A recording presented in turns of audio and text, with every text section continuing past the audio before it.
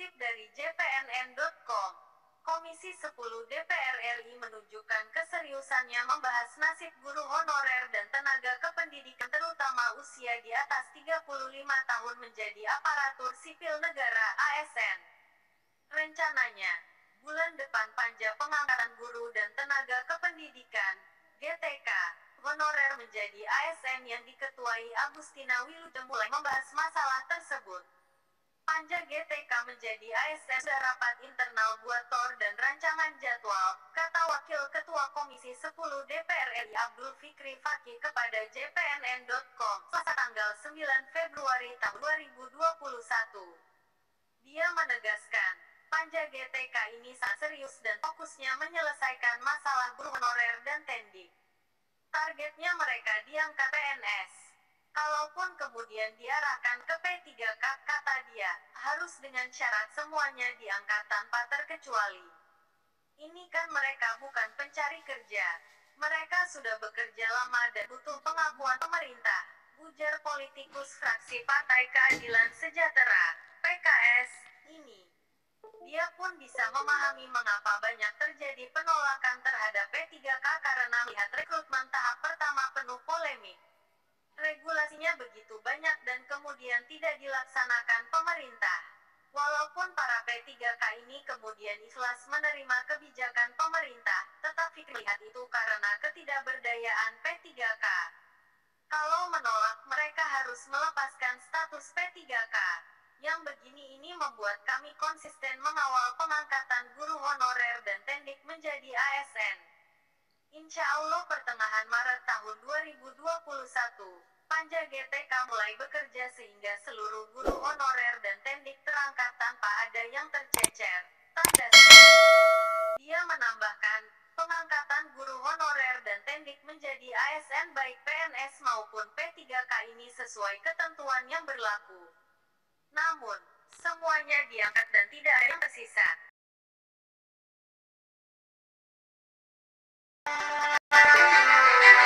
Tentang honorer, saya kepingin meluruskan saja.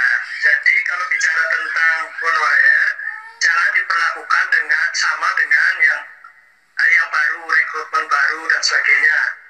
Sehingga honorer ini kan ada. Kenapa ada honorer? Kan karena ada yang meninggal, ada yang pensiun, ada yang jadi jabat, kalau di sekolahan jadi kepala sekolah, jadi pengawas atau jabatan lain dan sebagainya. Untuk mengisi kekosongan itu kemudian pejabat berwenang, apakah itu kepala sekolah atau mungkin yang sesuai dengan undang-undang atau PP 48 kepala honorer, apakah itu guru atau tenaga pendidikan. Nah, sekian lama mereka sudah menyelesaikan problematika terutama pendidikan, apakah itu guru maupun tenaga kependidikan. Nah, dengan gaji yang ternyata luar biasa, ada yang digaji cuma 100.000, 200.000, 300.000 dan seterusnya. Dan sudah ada yang berbakti 5 tahun, 10 tahun, 15 tahun, bahkan 20 tahun, 30 tahun. Nah, oleh karenanya, sekali lagi saya kira tentang honorer ini bukan masalah mau direkrut atau tidak, tetapi diselesaikan itu kalau sesuai dengan PP 48 berarti mestinya diangkat menjadi PNS. Tapi kan kemudian honorer ada K1, ada K2, kemudian sekarang ada non kategori dan seterusnya. Oleh karenanya, saya kira perlakuan kepada honorer, baik guru maupun tenaga pendidikan di dunia pendidikan, saya kira berbeda diskusinya dengan rekrutmen guru baru, rekrutmen tenaga baru dan sebagainya. Jadi kepada mereka itu apresiasi. Mau diganti boleh, tapi kemudian diganti apa mereka itu? Diberi apa mereka begitu? Saya kira seperti itu. Ini saya mesti meluruskan karena kita mesti belajar lagi kenapa muncul PP 48 tahun 2005, kemudian disusul PP 456 tahun 2012 dan seterusnya sampai kemudian keluar Undang-Undang ASN Undang-Undang nomor 5 tahun 2014. Sekali lagi, Bu yang saya hormati, ini maka sekaligus mungkin pengumuman barusan yang memberikan masukan adalah Ketua Panja pengangkatan guru dan tenaga kependidikan honorer menjadi ASN. Nah, ini sudah kesepakatan Komisi 10 ini. Ketua Panjanya Ibu Agustina Wilujeng Pramestuti. Nah, gitu.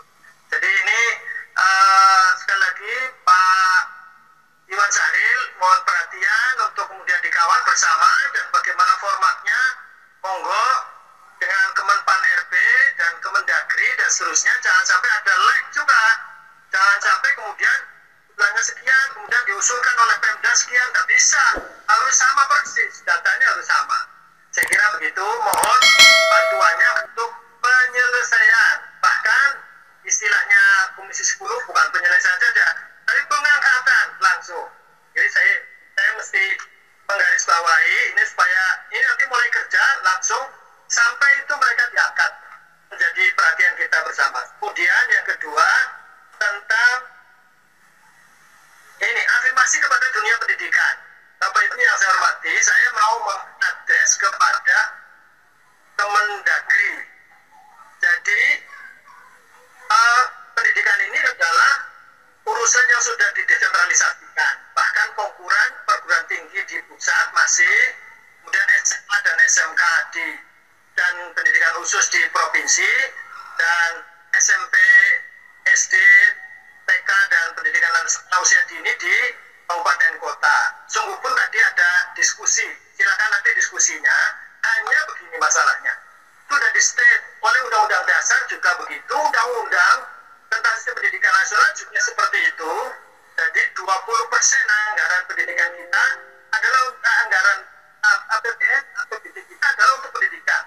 Tapi faktanya tidak kemudian mengangkat dunia pendidikan kita masih tetap terpuruk. Kalau ada butuh anggaran, butuh dana, terus tidak ada dengan alasan kondisi keuangan negara atau kondisi keuangan daerah. Tidak bisa begitu. Kenapa? Karena tidak ada afirmasi betul. Nah, ada, mungkin mohon dikoreksi, saya sampaikan juga, saya sudah penelitian juga, sistem perencanaan pembangunan nasional di APBN itu sudah rapi. Jadi sesuai dengan Undang-Undang nomor 17 tahun 2003 tentang keuangan negara. Tetapi di provinsi dan kabupaten kota itu tidak dilakukan, yaitu apa? Pembicaraan pendahuluan. Jadi mohon di state ini mohon jadi catatan di Kemendagri dan Bappenas dan lain-lain, di provinsi dan kabupaten kota itu tidak ada pembicaraan pendahuluan tentang APBD.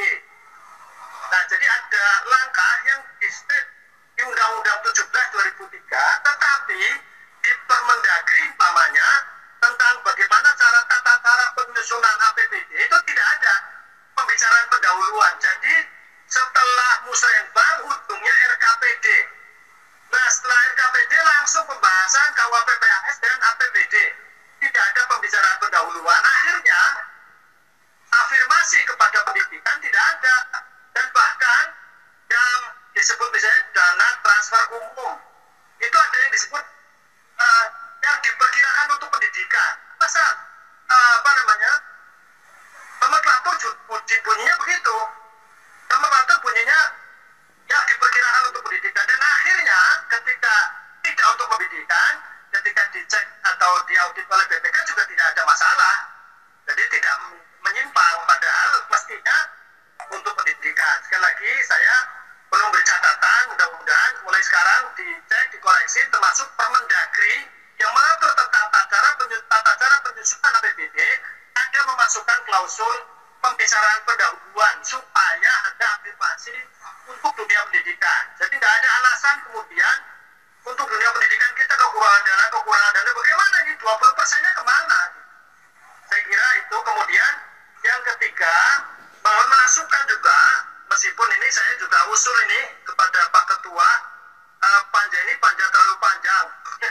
Panja PJP ini panja terlalu panjang, meskipun manfaatnya banyak, tetapi ini nanti kita hanya memberikan pengkritisan yang ini nanti disimpulkan. Kesimpulannya tidak mesti mewakili semuanya. Mestinya panja ini dipenggal-penggal saja, judulnya beda-beda, karena ujungnya nanti toh harus ke Undang-Undang Sisdiknas, revisi Undang-Undang Sisdiknas. Padahal revisi Undang-Undang Sisdiknas, Pak Toto akan menyampaikannya nanti Desember 2021. Nah, Desember 2021 baru menyampaikan. Nanti berarti revisinya kapan? 2022. Nah, PJP ini masih terus. Nah, oleh katanya, saya kira saya mohon masukan juga salah satunya dari Kemendagri, juga dari kementerian lain, karena PJP atau peta jalan pendidikan ini, Mas Menteri memberikan ininya hanya untuk alokasi waktu 15 tahun. Padahal kalau misalnya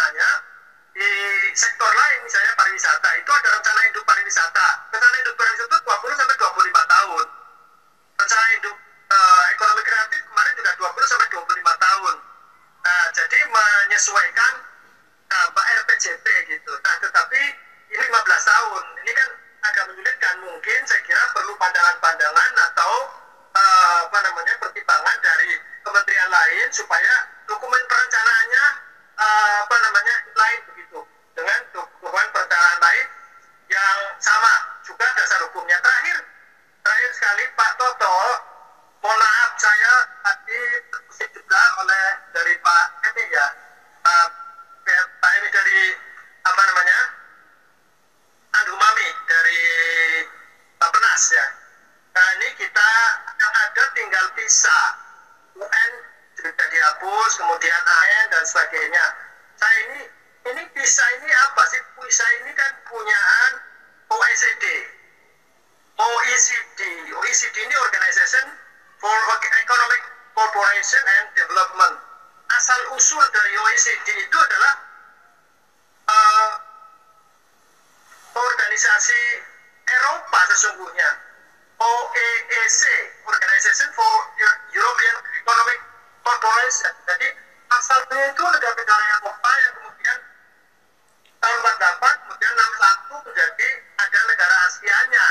Nah, ini kita ini kok terus nomor 70 dari 77 negara, ini kan malu juga kita ini. Kita ini selalu mengejar sehingga akhirnya istilah narasumber kemarin itu siapa Pak Sobari atau siapa itu, bahwa kita ini kok mengejar ketertinggalan terus menerus, jadi tertinggal terus. Ini apa kita nggak punya model pendidikan model Indonesia dengan kapital budaya, model pendidikan khas Indonesia, ada istilah saresean, ada istilah padepokan, ada istilah pesantren, ada istilah macam-macam, sehingga kita ini punya kekhasan, sehingga pendidikan model Indonesia.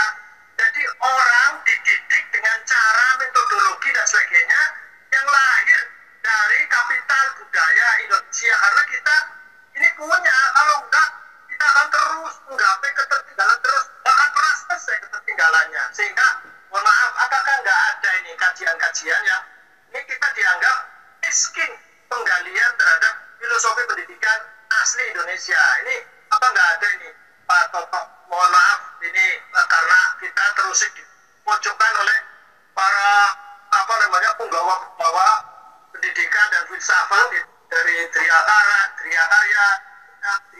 kemudian mantan kepala kantor berita dan seterusnya. Ini kok kita benar juga ya, kita ini kok mengejar ketertinggalan sampai kapan? Kita ini ketertinggalannya terus mau mulai dari mana? Kita